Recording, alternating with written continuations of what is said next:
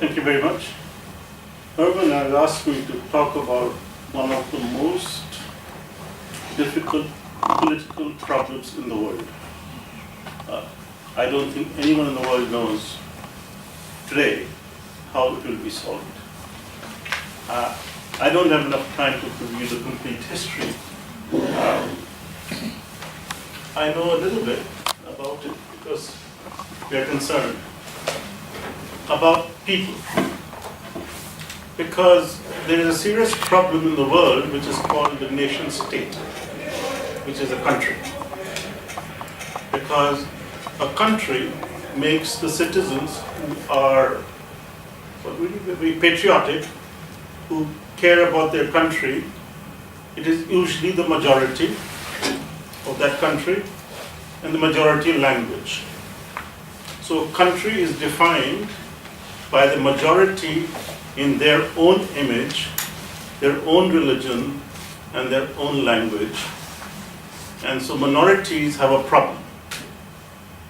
And this is one of the most serious problems of the modern nation state.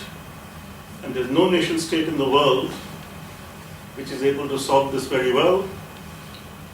Though I do not like the US too much, but I think today non-white people are more comfortable in the United States of America than other white countries. And then maybe because they're slowly fighting their way with great difficulty. But in the last 10 years, all of us have seen that all countries have this problem on how to deal with people they think who are not like them. And I think this problem in Kashmir is even more complicated. Just to give you an idea what I'm talking about, this is India. This part of land is Indian Kashmir, and this part of the land is in Pakistan. They also call themselves Kashmiris. So what happened is, and this is north of India, little bit of the majority, if we take both sides of the two land pieces, vast majority are Muslim.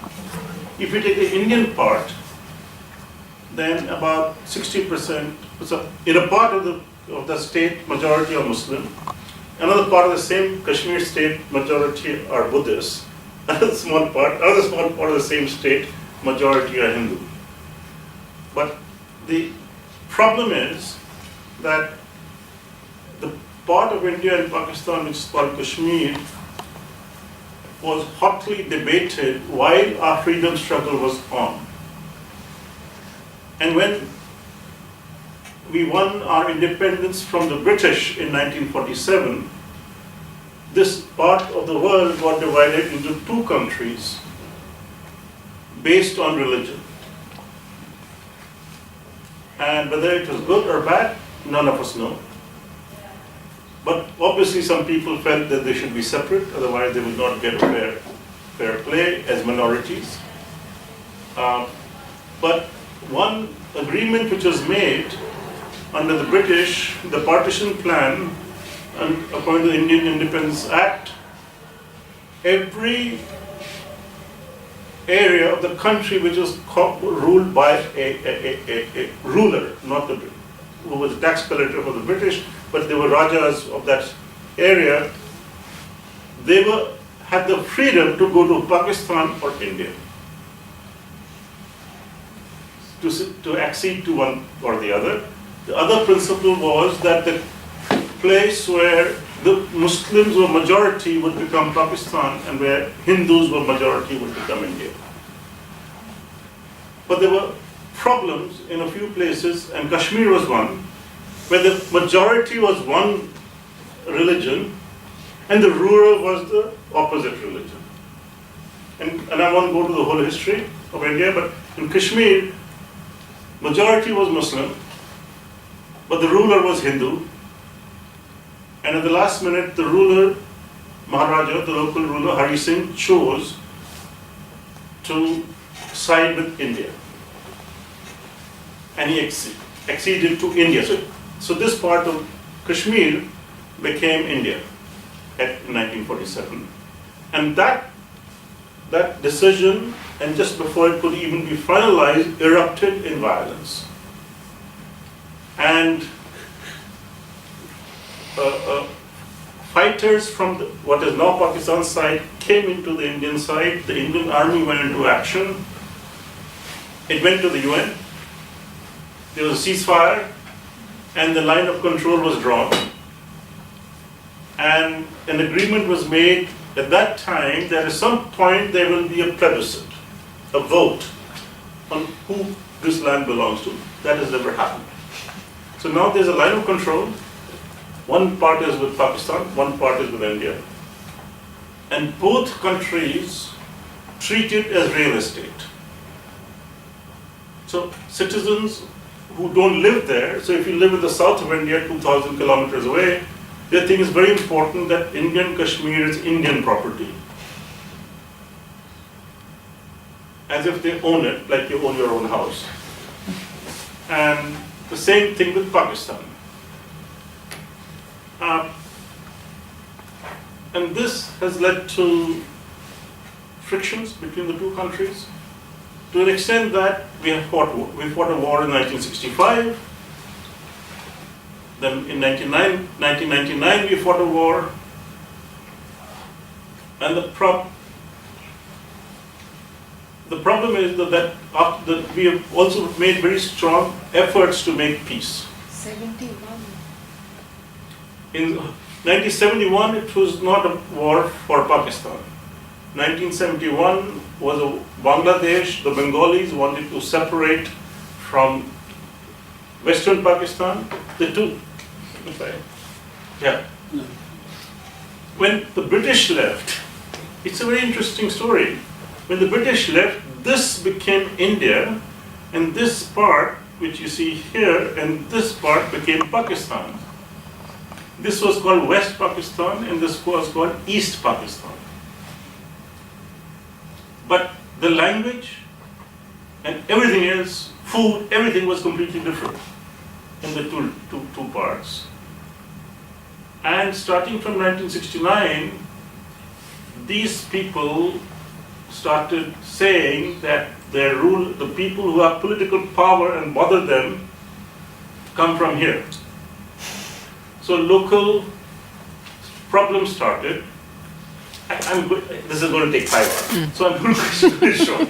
So what happened is that they said, all right, let's have elections. So they had elections in Bangladesh, and Mujibur Rahman won the elections. But for a year before, all this was getting clear. There was violence against the local people by West Pakistan. So they're training guerrilla warfare. What I know is India trained many of those people in Bangladesh in guerrilla warfare. And finally, when there was a problem, we got about 10 million refugees. You know, we're talking about refugees here.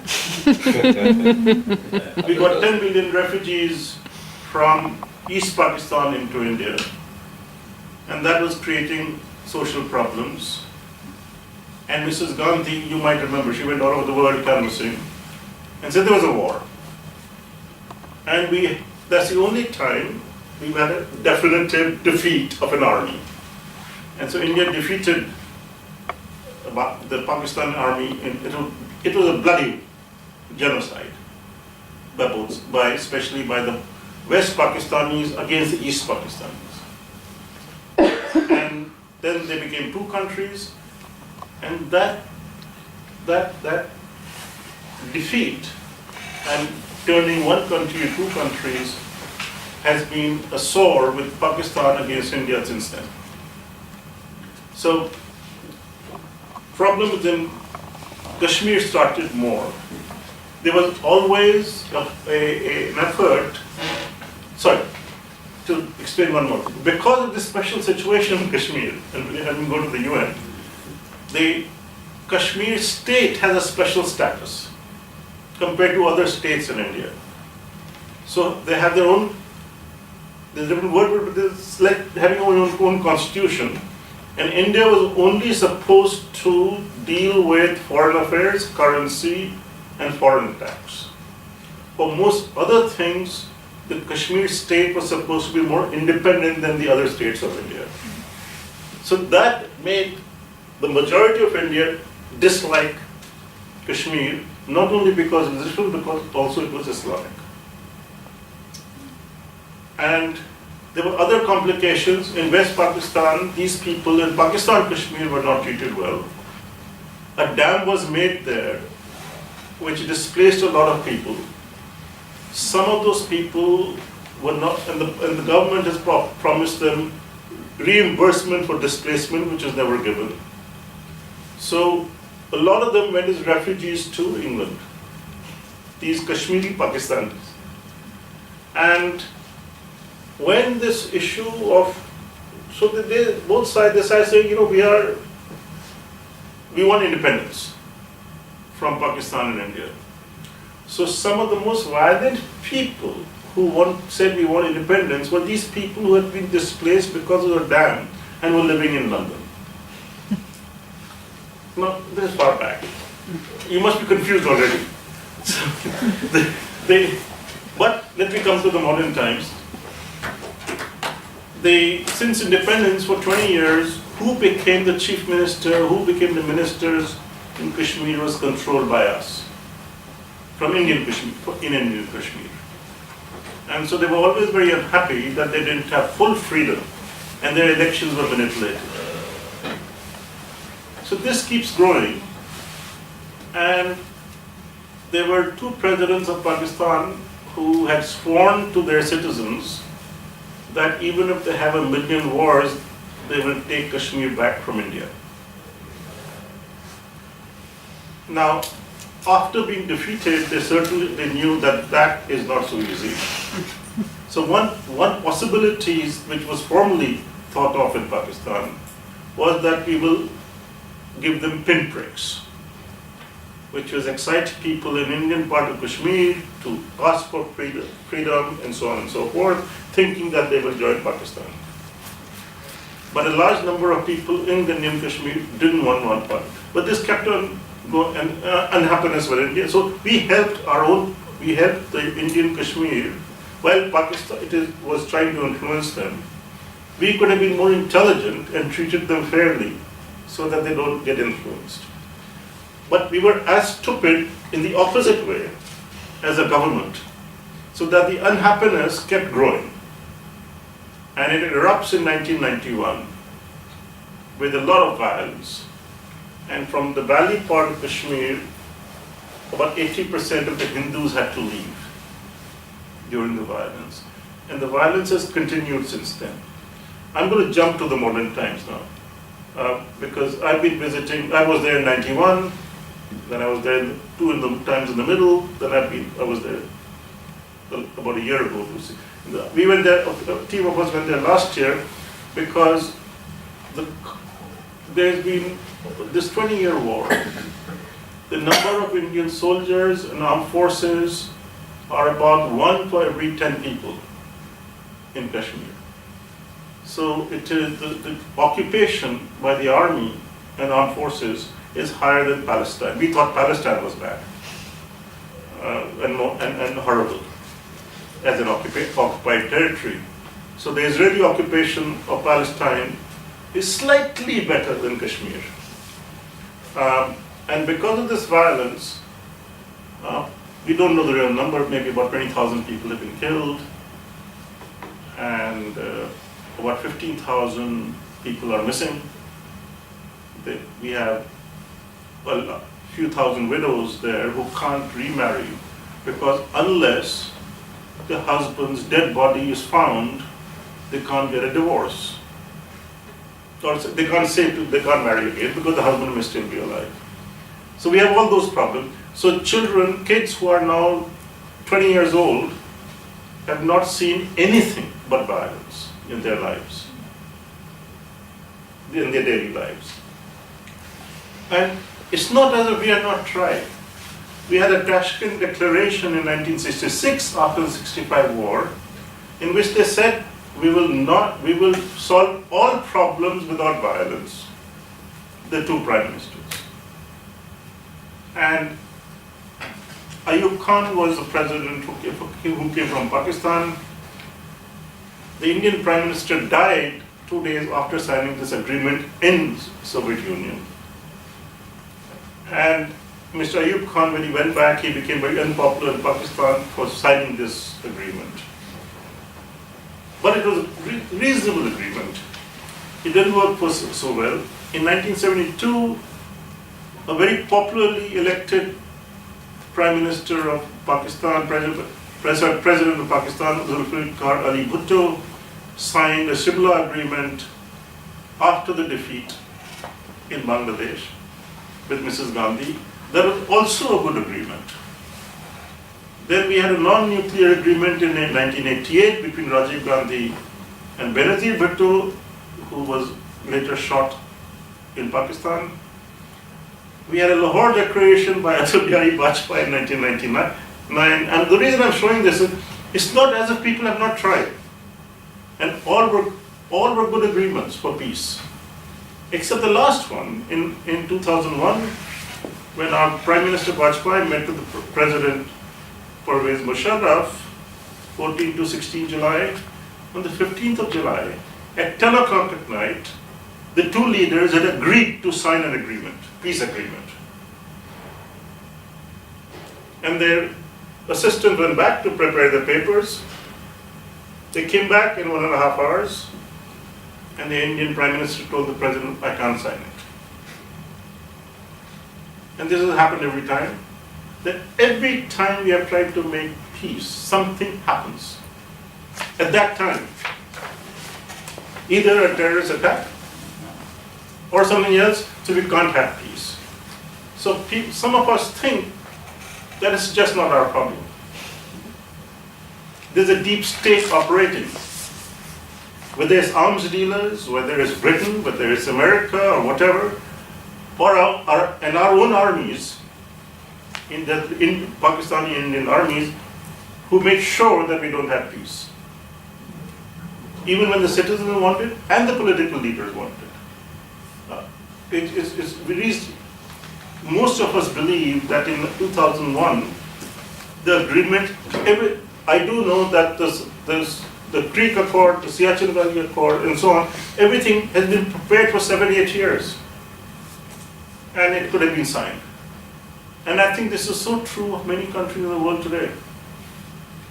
That things are done by lies, by cheat. For example, Iraq, weapons of mass destruction, and so on. So it's very difficult to understand our own destinies, because powerful organizations, whether they're large corporations, arms dealers, other countries, none of us know what goes on. So that's one. What I'm going to do is, I'll show you some pictures of very few, when I went there, and we had meetings with local people on what they were doing, what they are suffering. Because when we went there, what had happened was that because of all these movements, there's a whole set of new leaders who are in their 20s, unlike before. These are local people who have grown up in the 20 years of violence with all kinds of ideologies and arms now. Because after the US intervention in Afghanistan, there's no shortage of arms in our region. You can buy a Kalashnikov in Rawalpindi like you buy a chicken here. Because when the US went into Afghanistan to get rid of Soviet Union, it was flooded with arms, and it's ever since. To defeat the Taliban, the amount of arms, otherwise, a bullet costs money. How do poor people have so many bullets? So there's there are arms in Kashmir now. And there was a young man who became a leader, partly because of Twitter and Facebook and so on. And he and his friend, 4 of them, Wani, with their guns, would come on all these and make freedom from India a popular slogan. And to violence. And he has huge support among the young who have never seen peace. So he was cornered by the Indian Army in one of his forays, and he was killed in a house with two other people. The whole house was burned down, and he was killed. And after that, the young people came out in the streets again, and were surrounding the army tanks, the army people, and so on. And the form of protest was throwing stones. And so you can imagine, there's an army convoy going, and 2,000 kids gather and throw stones. And then the army reacts and they kill 10 kids. Not only that, now they started using what are called pellet guns, which are banned in most parts of the world. And it sprays a gun sprays very small shrapnel, a few thousand. And they go all over. They can't control where it goes. So when we went, already about 600 children had been blinded. But no one knows that. Could be 200, could be 400, but children had been blinded by present guns. And a large number of young people had. So there was massive unrest when we went there. And our Indian newspapers were saying that this is all sponsored by Pakistan. And they are being paid 500 rupees each to protest. So we went there and we sat in rooms like this with local people in villages and talked to them. And you can see one victim here. Here is a boy of 13 years old with a leg shattered by an army rifle. And this is his mother. It's the first time in my life where I've heard mothers say, well, it's much better that he's brave and he's fighting for our land, whether he gets killed or injured. And this was frightening for us, that it's reached a situation where mothers are supporting 12-year-old kids to protest, knowing they might be shot. And so it's difficult to describe actually. And what I'm going to do is I'm going to read out a bit of what I've written. Here are mothers with their small child she has pellet marks here. And this is her mother. She is telling her story. How she was shot through the window of their home. And so on. So we spent some time listening to these stories. I don't want to show pictures, otherwise you can't have dinner. This is what pellet wounds look like. There are brave doctors there who, for example, pellet injuries in the eye, they could find nothing in medical journals and books on how to treat these injuries. They have to invent their own methods. This is the psychiatric hospital in Srinagar, which is the capital of that state. And the head of the psychiatric hospital should be a world hero. He is finding ways to do community psychology. You see, Freud as an individual. He is talking of community psychology because there are thousands of people who need psychiatric help. He was treating someone who, when she went and sat down, he told us how she goes every day and talks to trees and stones as if they are her husband and sons who have been killed. And so on. So he's an amazing character, and he's trained about 200 barefoot psychiatrists in Srinagar and in Kashmir to take care of these people. This is what you see on the sign on Burhan. The person was called a terrorist by Indian Army, and all TV stations and newspapers in India, you see signs all over the place like this, and so on. Now I want to stop showing you pictures for a little while here. Can you break the this is what village streets look like with army tanks. there is an army person every 200 meters on every road anywhere in Kashmir, and so on. But life goes on. This is on a day where there's no strike. See, the leaders of these kids and others can declare today is a no-go day, so the city shuts down that morning. Next morning, when they say today is okay, so all the traffic comes out. I just want to now pause for a minute and just read, because I can't ad-lib.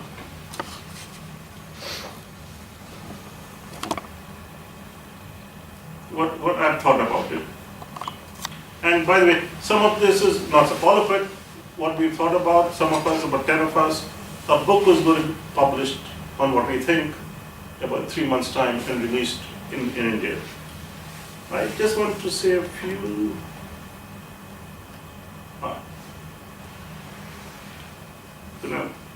Yeah. When I was writing this piece, when I was going around with these kids in Kashmir, the only thing I could keep thinking was a Beatles song. Those of you remember.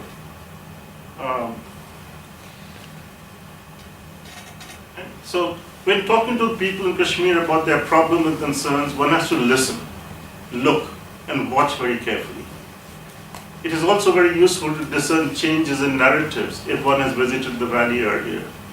What people say also depends on where they come from and who they are talking to.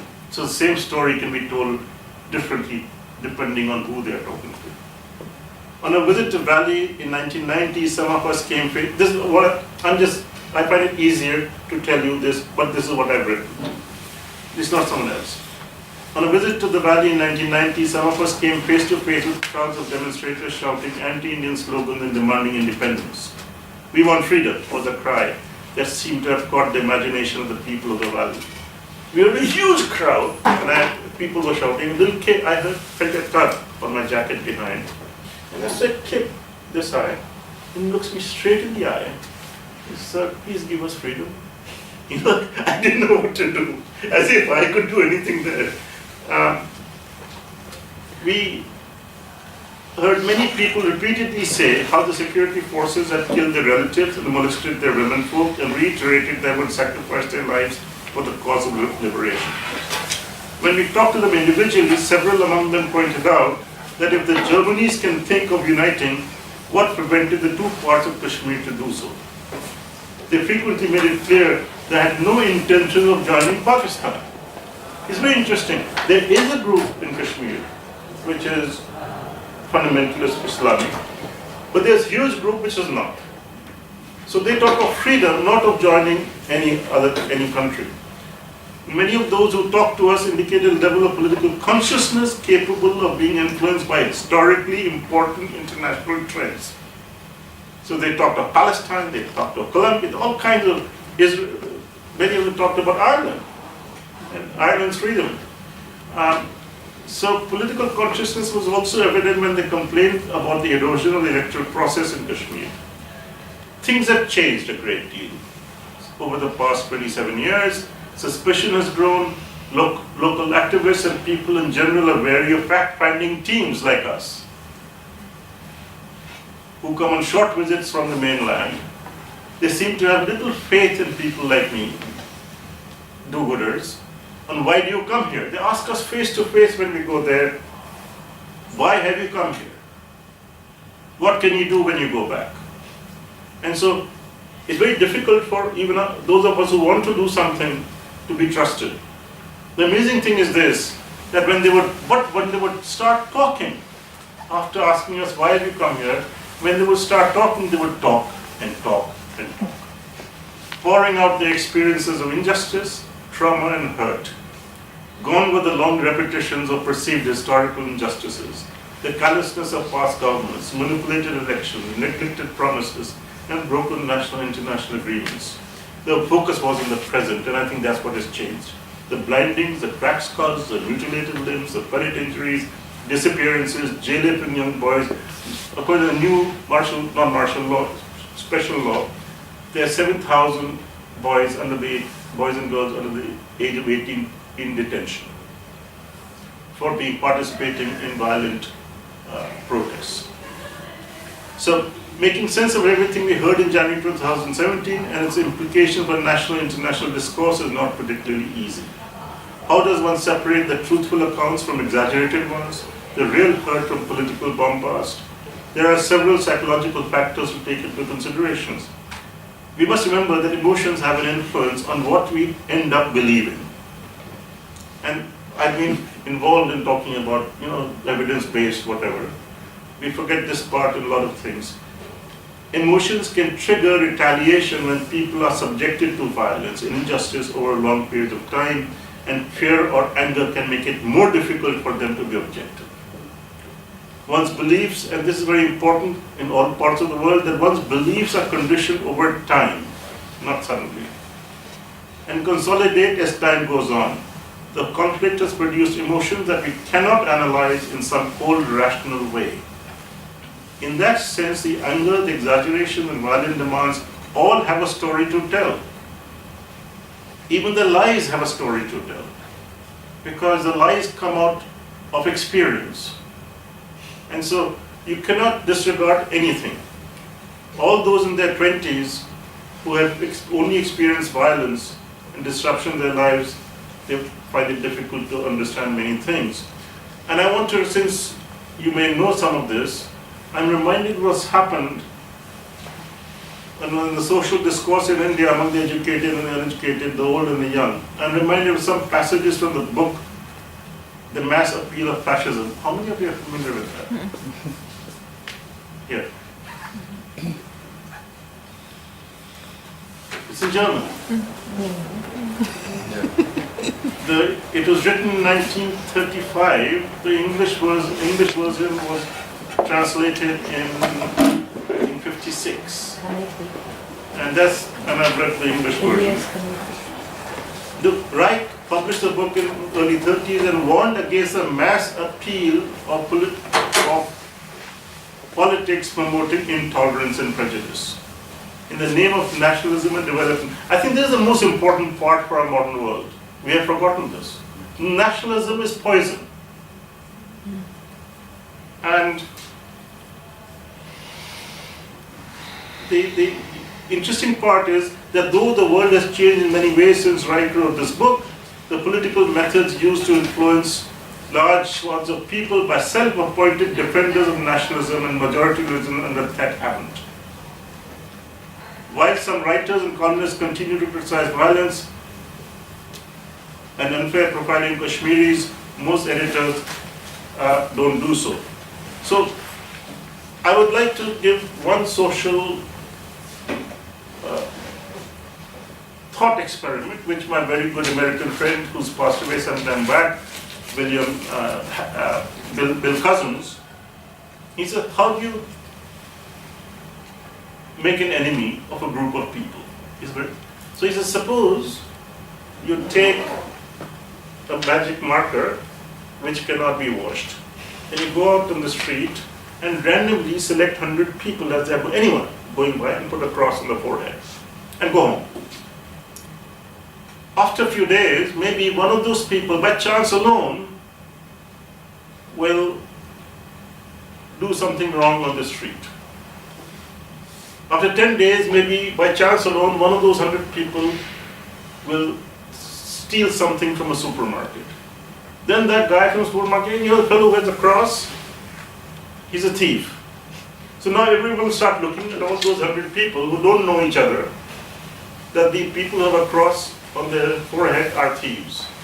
Then after 2 months, one of them will commit a murder. Now all the 100 people will become criminals.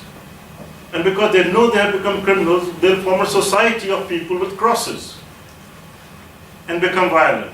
So that's what we are doing now. So all I would say is that for such kind of problems to be solved, it can't be done just by people alone. I think there have to be trusted interlocutors who governments believe in. There has to be a movement so that we can go back to what Kashmir actually looks like. for their own people, it's not real estate. It has to be for the people who live there. And this is what all of us remember and they remember. These are floating hotels in Srinagar. And this is paradise. Paradise turned to hell by us. And there are lessons from Kashmir for all of us in our own countries. And I think this is what we must understand. That we are making criminals out of innocent people because they are different. Thank you.